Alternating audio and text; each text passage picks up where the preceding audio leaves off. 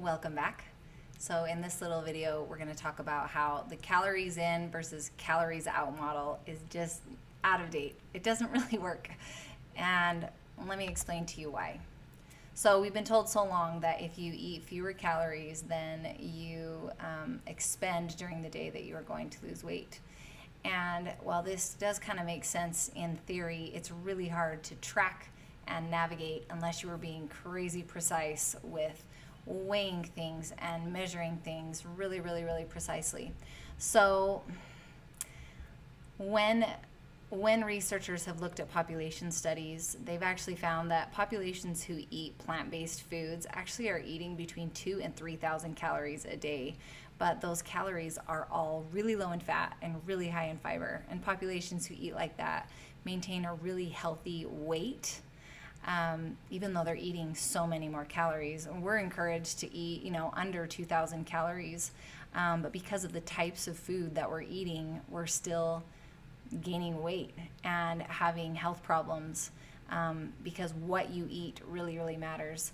And the reason these groups of people are able to eat so much is because of that high fiber content.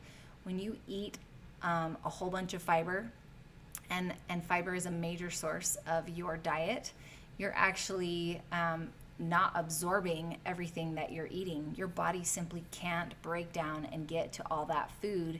It can't break through all the fiber and absorb everything that you've eaten before it passes through your system. So you're actually not absorbing everything you're eating when you're eating fiber, which is why you can eat more and somehow still lose weight.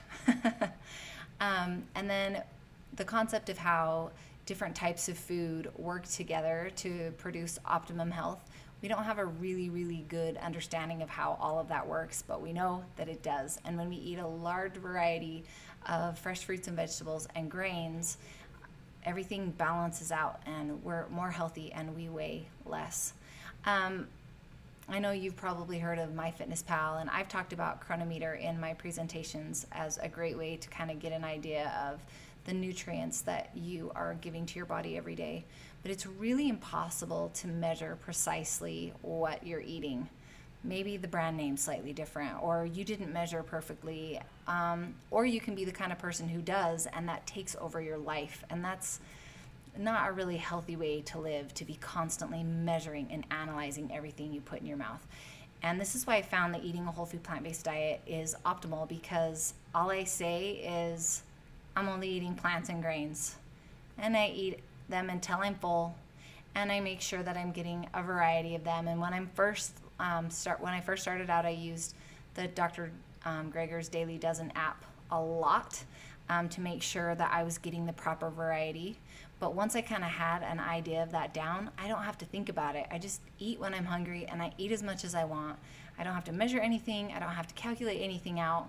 And I am a very healthy weight, and my blood work is sparkling. So it just seems like the easiest way to do it if you are trying to just create a healthy weight range for yourself and also be in a state of optimum health. So I don't really use a scale. I very rarely weigh myself, but I found that there are 3 ways that I can kind of quantify how I'm doing health-wise to make sure that I am staying healthy. So number 1 is my waist size. So doctors say that if you measure around your waist, where your belly button is, you want that number to be less than half of your inches in height. And the reason why is once you start growing that abdominal fat, that's the most dangerous kind of fat that you can have for your health. And when it is more than half of your inches in height is when you really start running into those metabolic problems. And generally what it is a sign of a liver that's wearing out and fatty liver disease. So you want your waist to be less than half your height in inches. And as long as it's less than half, it can even be 1 inch less, you're doing okay. I'm not one of those women who's super curvy. And so I'm not going to get this little tiny waist ever. I wasn't built like that. But as long as I can keep my waist to be less than half my height in inches, I know I'm good to go. And then once a year, I get my blood work done, and I make sure that my cholesterol levels are good, that my inflammation levels are really low. And for women, it's really, really hard to get your hormones tested because they fluctuate like crazy throughout the month.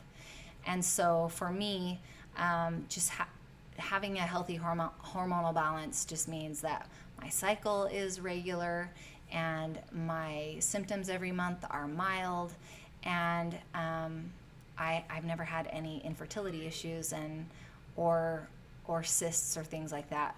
So those things help me know that the way I'm eating is protecting me.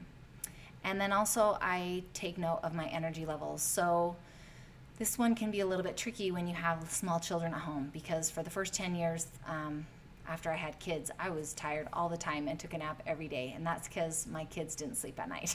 No matter what I did, they wouldn't do it. So once you're out of the tiny baby season and small child season, then you can kind of get a better understanding of your energy levels. And if you're just dragging and always wanting a snack and just feeling tired, that's kind of a good indication that your lifestyle and your food choices probably aren't helping you out very much, and you need to make some changes. So eating this way and being really conscious of making sure that I get enough sleep and that I'm exercising and that I'm having healthy connections with other people really has helped me.